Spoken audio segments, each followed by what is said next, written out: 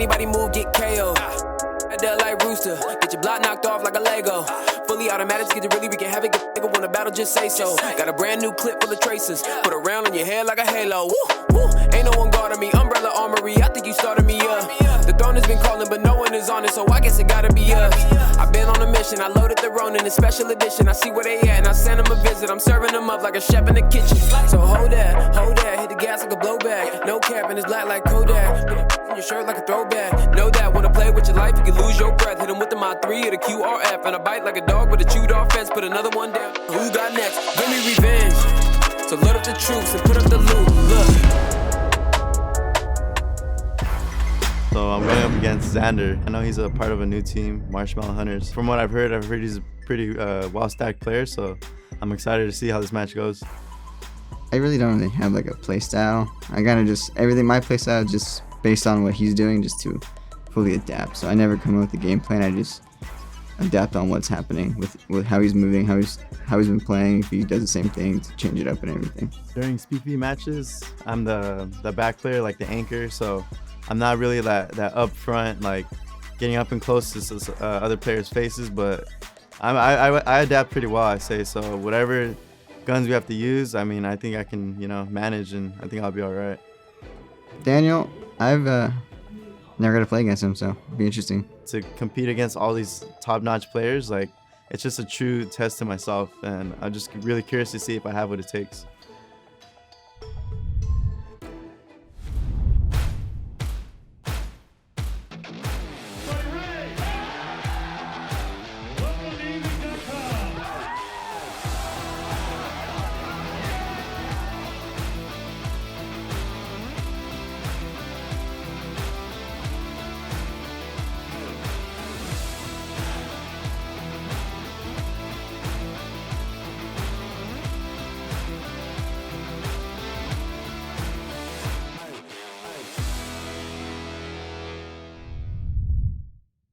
This season, we've changed our one-on-one matches.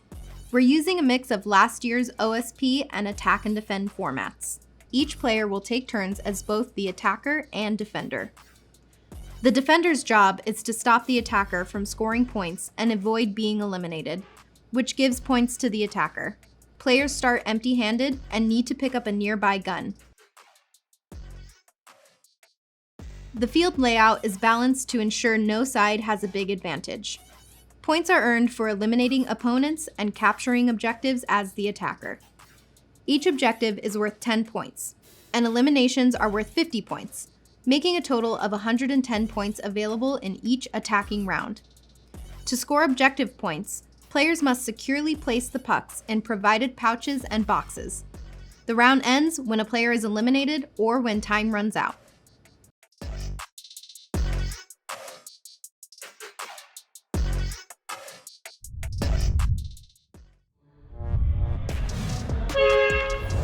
Down again, coming out the gate, coming after the first objective. Looked like he's recklessly dropping those dimes, those little glow-in-the-bags into the dark.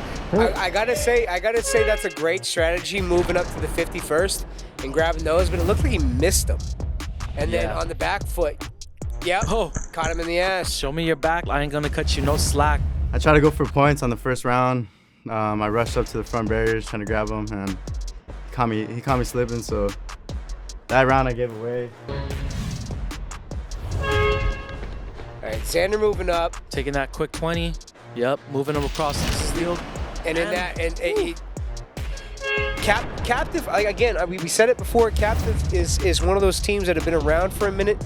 They've been competing for a while. They're not just nobodies, man. And they're new to this competition, but they know what they're doing. Whether you're with the team or not, skills is what talks, and Daniel's skills definitely talking here. I think he learned his lesson from that first attack. Dang, these guys are the defense on these guys, I feel like, is a lot more on board than their offense. Yeah, both of these guys coming from speed stop backgrounds, understanding lanes, understanding how to switch sides, understanding angles. Very smart play here from both of them. 10 to 20. Just a 10-point lead. I feel like this is going to be a match of objectives. Got Xander cleaning up 1 point here in the first 10 seconds of this round. Daniel knowing where he's at. Xander trying to hit that jump shot. Not too effective. Daniel taking advantage of his position on the field, though. Xander not prioritizing those objectives. But he's positioning himself well. Daniel following his lead. Defense moving up. Sees he's on his side of the field. Grabs him as he's going for an objective. Still tied up, 20-20. We were halfway through this match, and it looks like we're still in the beginning of it. The point deficit is the lowest we've ever seen. Both players not prioritizing objectives, but Daniel going for that quick 20 and 10 right here, coming up on the 20 points, coming out to a lead of 40-20. Up, double up on Xander. See if Xander can close this out. Nice shot. We're making Daniel move, making Daniel feel the heat. One shot, that's all it takes. Sheesh. Kevin? Kevin! God damn it, Kevin! Kevin, I swear to God, Kevin, I'm gonna make a t-shirt out of you. All right? You don't want that. Get out from behind that cover, Kevin. You're a little too safe, Kevin. Honestly, most of the times we were attacking, none of us killed each other. We were all just going for objectives, and always when we were on defense, we were picking each other off. So the points was very, very low. Posted up in the corner. This is. I really feel like this. I gotta admit, I feel like a lot of these guys are slacking on these objectives. Attacking. You don't just stand there. What are you doing? You have points to get. You are behind. You have a minute left in this round. You need to be more proactive. Yeah, Xander has all the advantage here, but he's not moving, not taking advantage of his position, not taking advantage of the objectives. Daniel seeing the shadow come from the right side of the screen. This is a perfect example of how not to be an attacker. 45 seconds into this round, halfway mark.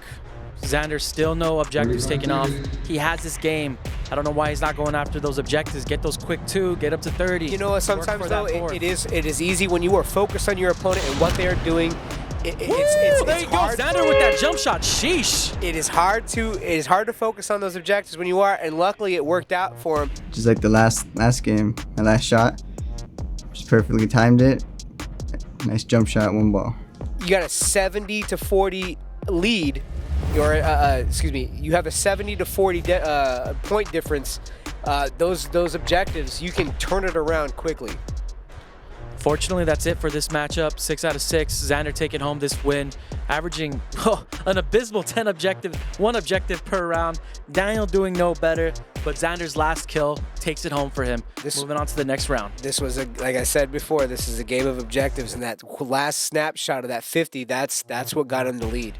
If he didn't get that snapshot, this wouldn't have happened. You know, I think both of these guys, they didn't prioritize objectives.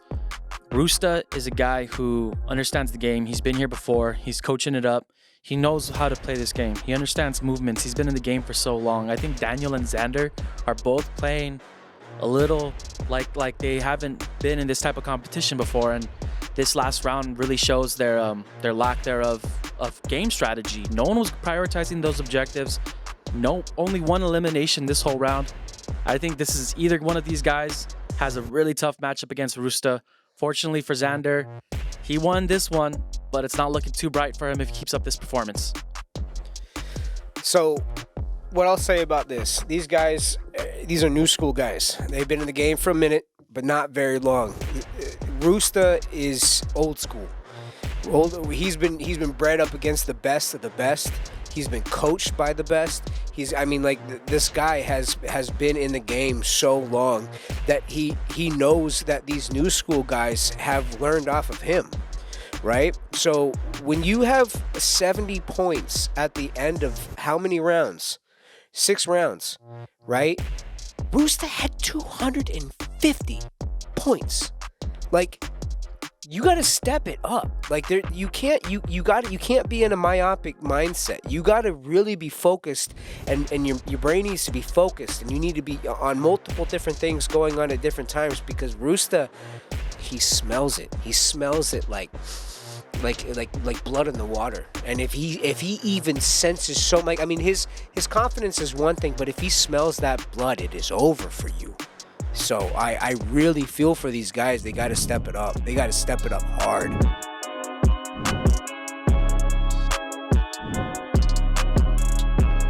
At the end of the game, I was, Roy told me it's 20 game difference. So I was like, you know what?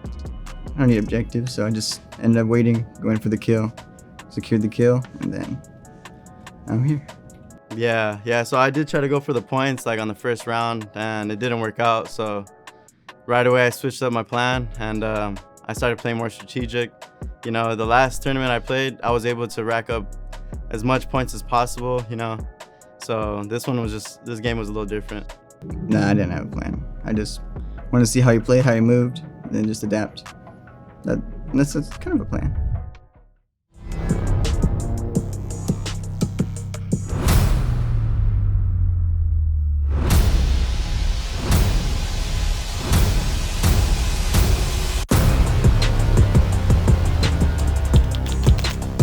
Zero.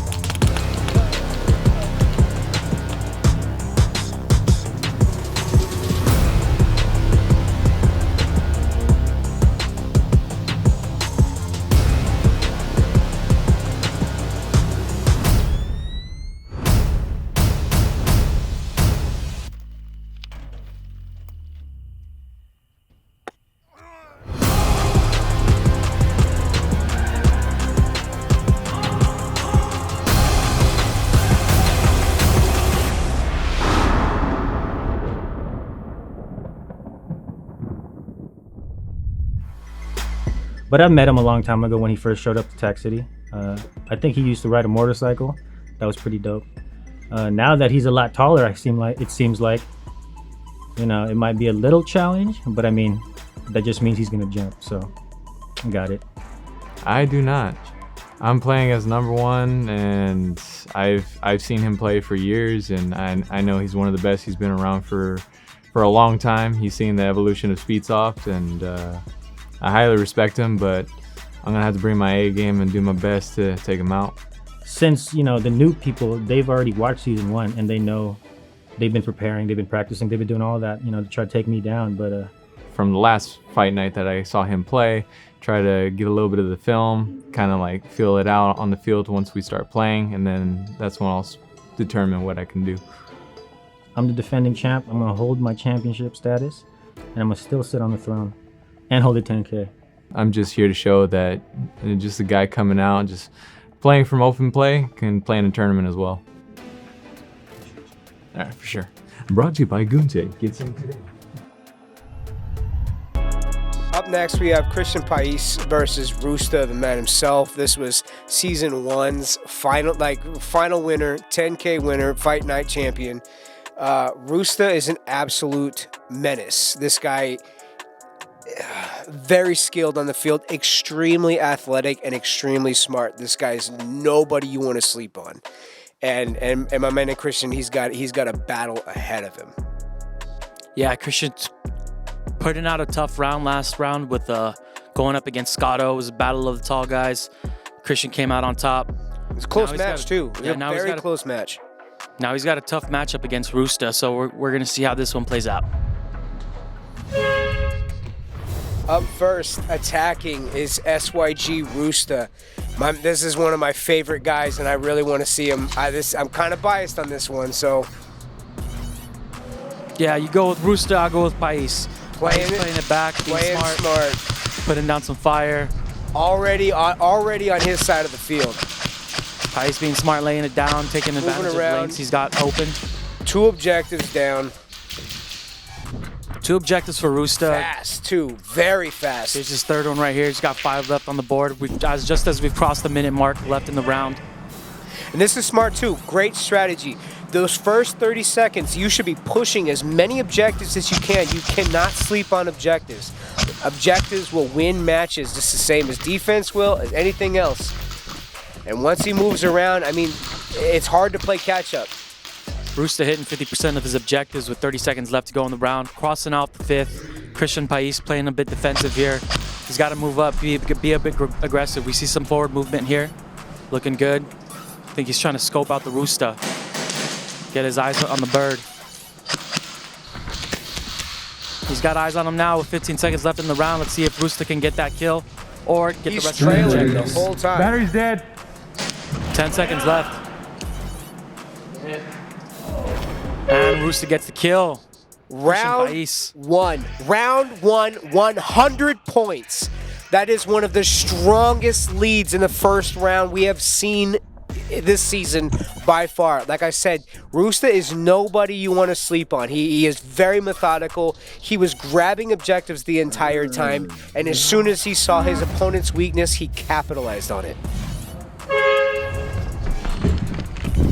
The man Christian's got a huge deficit he's going to have to close. Yeah, he's got to hit 5 objectives and get the kill this round in order to equal the score. Christian playing very Kind of defensive shooting here. up in the air. Not really being able to move with Roosta's persistence and firing. Roosta's got good field positioning All right. here. So, remember what I said before about if you're going to be playing this back corner here in the middle of the field, you got to stay low and you got to make sure that your athleticism is going to be able to keep up being able to snapshot off of a low objective like that. But Christian was able to take the elimination.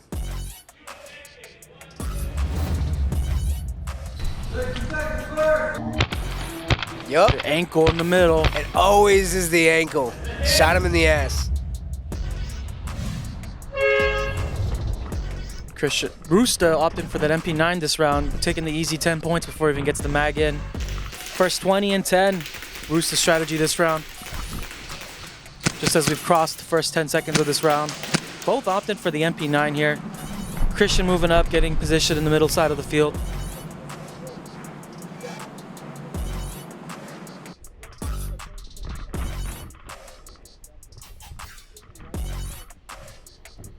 Roosta positioning himself in the backside of the field. Roosta's Walking calm. around, Very chilling. calm. What's up, Kevin? How you doing? 50-point lead here for Roosta, moving up.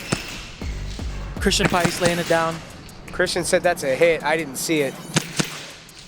Roosta's got 3 of 8 objectives this round as we cross the last 40 seconds of this round. I lost him for a sec because I was, fiddling around with my gun in the mags because, using the catered away weapons. You got to do with what you got, so had to compromise. Still was able to track him down, so that's that. So he's switching the mag out. Christian doing the same as well. 60-point deficit. Oh, and it's over. Roosta with the kill. Christian Pais giving up that round. I didn't think he was gonna be that like nimble and fast, because I mean he has been in the airsoft industry for a long time and he does know his way around the field. But what was happening was some of the guns were messing up and I was trying to like get my way around it, but Roosta always had kind of like the upper hand on me because he had the better angles. And yeah, so at the end of the day I was trying to catch him while he was passing by and he just got me before I could even do that. 80 points right here for Roosta, getting 3 of those objectives and the kill. 180 points in the third round. Some of these guys ain't hitting 180 points the entire round, the entire match.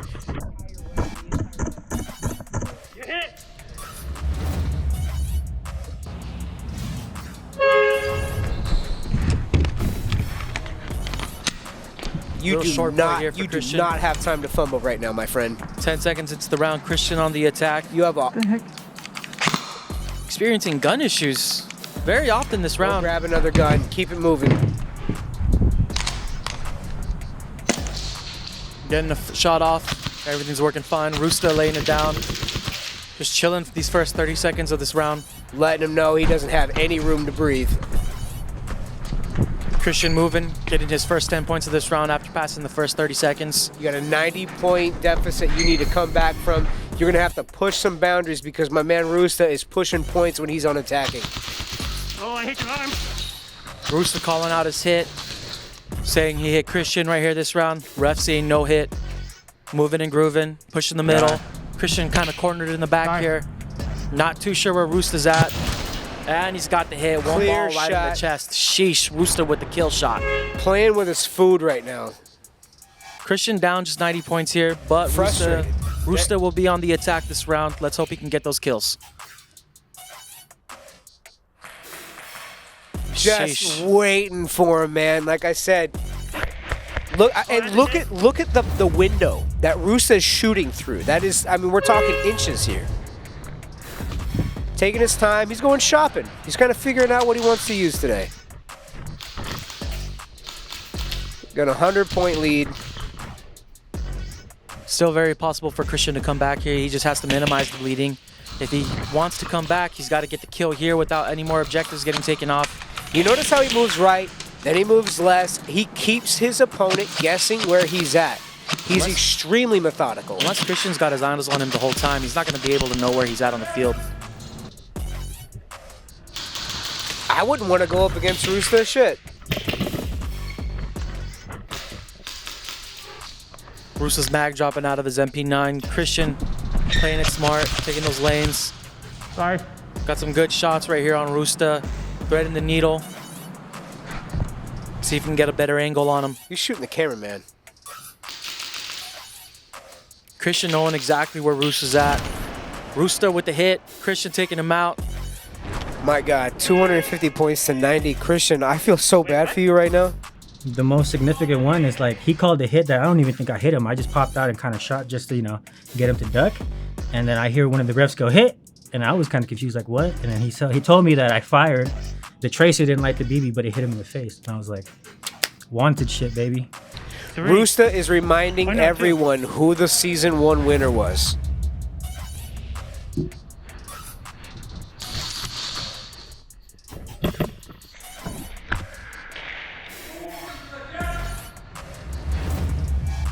Clean shot right here for Roosta.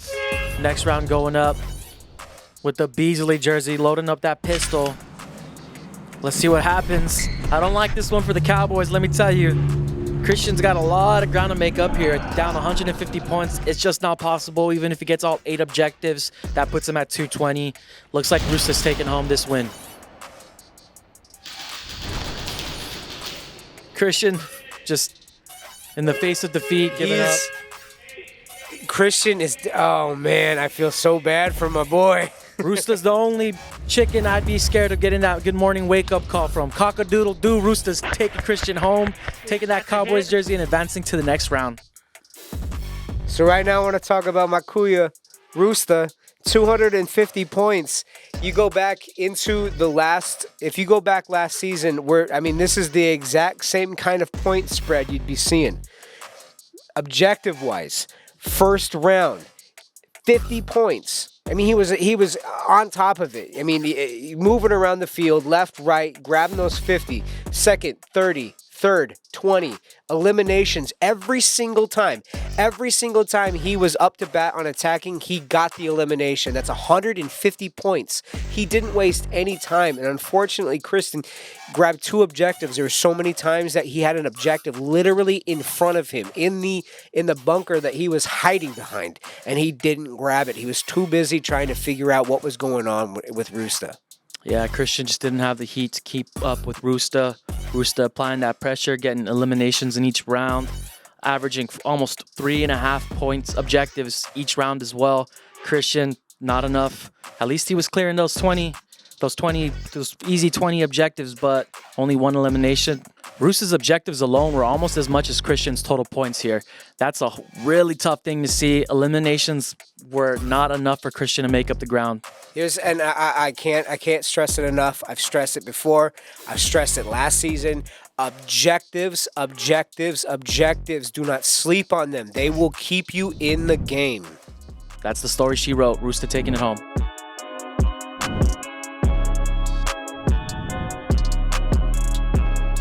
He was number 1 in the bracket. I was number 11, so it was an interesting challenge. It was still a good game. I really enjoyed it. This is my first time coming out for a tournament, so I'm really happy what I could do here. Me being the reigning champion, I don't really have game plans. They have to game plan around me, because half the time I'm beating them by just fear itself. And I can tell when they don't look at me in the eye, when I dap them up, all that. But yeah, dude, they got to catch up to my level. Definitely, if I get the chance to be here, I'll be here. I'm gonna definitely work a lot harder and come back a lot stronger. Supposedly, people have been telling me I'm playing Scotto, HSA. He's a good buddy of mine. He's the one that drives from Las Vegas. But sad to say, that's gonna be a long drive back. That's it for this episode of Fight Night. Make sure you subscribe so you don't miss any of the action coming up. Comment, let us know what your favorite match was, hit the like button, and check out a sneak peek of next week's episode. What I know about my opponent, he drives here all the way from Las Vegas, which is a long drive. And, you know, I kind of feel a little bad that I'm going to send him back on that long drive. If you're overconfident, you could get humbled. But this is some Kuya on Kuya violence today. Like I said, you know, there's only one throne and I'm sitting on it, so they got to come after it. Someone tries to call themselves the new young, the authentic one will come out, you know? Slap you right in the face. I think I got him a little agitated. Everyone that knows me knows I wasn't playing play. I didn't mind. I wasn't applying pressure, I was attacking, I was just chilling in one spot. Honestly, I don't even have anything to prove anymore. I'm just out here to assert my dominance.